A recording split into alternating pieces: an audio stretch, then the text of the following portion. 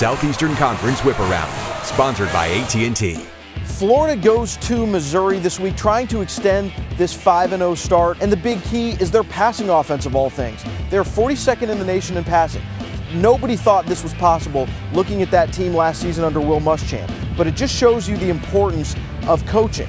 Jim McElwain, an offensive guru, he has got Florida rolling right now, and they go into Missouri trying to create some separation in the SEC East race. Missouri, they changed quarterbacks. Drew Lock, the true freshman, he looks like the future of this team, and Mizzou is trying to make this Locktober. After a 38-10 thrashing of Georgia, Alabama returns home to face Arkansas, which ended its three-game skid with a gut-check victory at Tennessee. Alex Collins has rushed for 475 yards and 4 TDs in his last 3 games, but the Tide's strength on defense is stopping the run. Led by Reggie Ragland, Alabama has allowed a microscopic 2.7 yards a carry.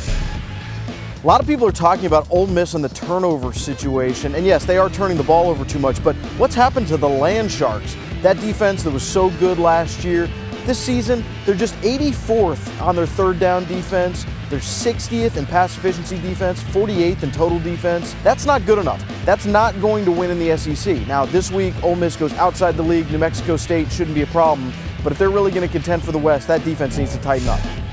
October 10th had been the date circled on many SEC fans' calendar as the date on which the SEC East Division could be wrapped up with Tennessee and Georgia meeting. Instead, it doesn't look like Tennessee will be in that race. Georgia still figures to have some say in it. But this weekend, when these two teams get together, the bigger storyline will be which team can respond from a devastating loss a week ago.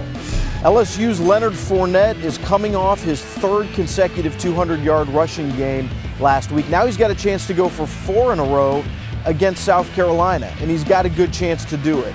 Why? South Carolina ranks only 75th nationally in rushing defense. They're giving up nearly 5 yards per attempt. Fournette should have a field day against the South Carolina team that is really struggling to establish itself in SEC play. Mississippi State hosts Troy this weekend. Should not be a problem for the Bulldogs. Troy, really young, struggling under first-year coach Neil Brown.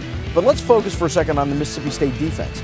This is a unit that forced nearly 2 turnovers a game last year. This season, they have just 3 total. That's not enough. This is a bend but don't break style defense, and their offense is having to carry a huge load. They've got to start creating more turnovers, or they're going to quickly sink to the bottom of the SEC. Southeastern Conference Whip Around, sponsored by AT&T.